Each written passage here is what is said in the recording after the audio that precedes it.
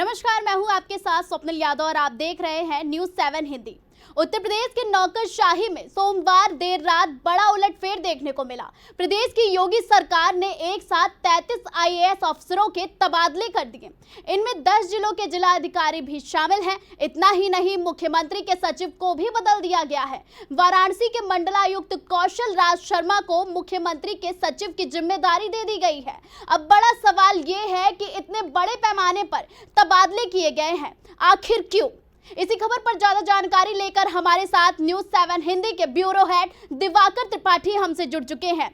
Diwakar, UP में 33 IAS अफसरों के तबादले हो गए हैं और इससे पहले भी कई अफसरों के ट्रांसफर हो चुके हैं। क्या वजह है इसके पीछे?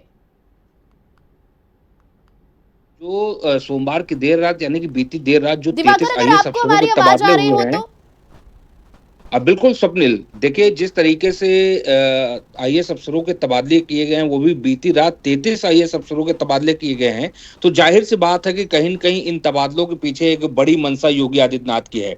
सबसे पहले हम बात करते हैं वाराणसी के मंडलायुक्त और वाराणसी के डीएम, इनका जो तबादला किया गया है, वो पीएम मोदी यानी प्रधानमंत्री नरेंद्र मोदी है। आपने देखा होगा कि जब बीती 14 अप्रैल को प्रधानमंत्री नरेंद्र मोदी अपने संसदीय क्षेत्र वाराणसी आए थे और उन्होंने एयरपोर्ट पर उतरते ही सबसे पहले कौशल राज शर्मा जो मंडलायुक्त थे उनको बुलाया था, साथ ही डीएम को बुलाया था और जो कमिश्नर पुलिस कमिश्नर थे उनको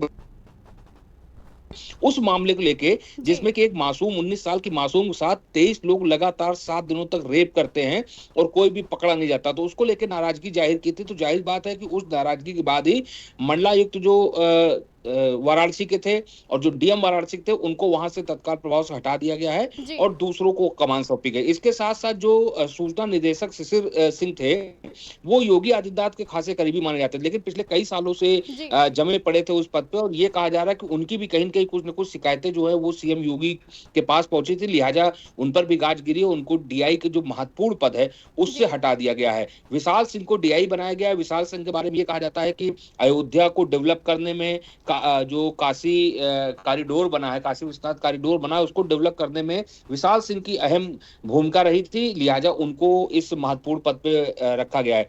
तो देखिए जो आईएएस के तबादले आपने देखा होगा 10 जिलों के डीएम भी बदले गए हैं और जाहिर सी बात वो डीएम पूर्वांचल के ज्यादातर है, यानी कि पूर्वांचल के जो जिले हैं उनके ज्यादातर। तो जाहिर बात है कहीं एक संदेश दिया गया योगी आदित्यनाथ की तरफ से कि 2027 का चुनाव पूर्वांचल से कहीं न कहीं जुड़ा रहेगा और पूर्वांचल पे जो ज्यादा पकड़ रखेगा वही कहीं न कहीं उत्तर प्रदेश की सत्ता पे फिर से विराजमान होगा। तो जाहिर बात है कि पूर्वांचल में अच्छा काम हो, कहीं न कहीं वहां की जब डीएम बदले जाएंगे, नए डीएम जाएंगे तो एक काकस जो बन जाता है वो खत्म होगा अधिकारियों का और एक जनहित में काम होंगे। तो जाहिर बात यही वजह रही 33 आईएएस अफसरों के बीती रात तबादले किए गए। जी दिवाकर, क्या लगता है कि इन ट्रांसफर से सूबों के हाल में कुछ बदलाव होगा या नहीं?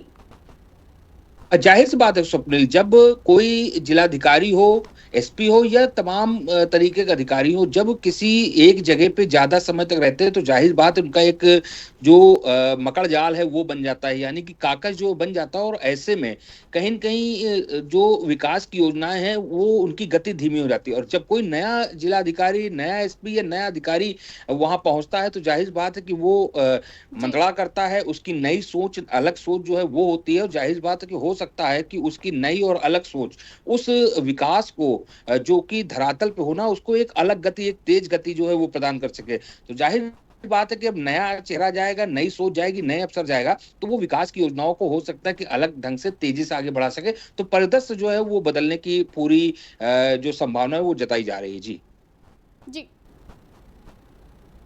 तो ज्यादा जानकारी हमारे दर्शकों तक साझा करने के लिए दिवाकर बहुत बहुत धन्यवाद। तो उत्तर प्रदेश के नौकरशाही में सोमवार देर रात बड़ा उलटफेर देखने को मिला। प्रदेश की योगी सरकार ने 33 आईएएस अफसरों के तबादले कर दिए हैं। फिलहाल खबरों का सिलसिला लगातार जारी रहेगा। देश और दुनिया की तमाम बड़ी और अहम खबरों के लिए आप देखते रहे न्यूज़ 7 हिंदी।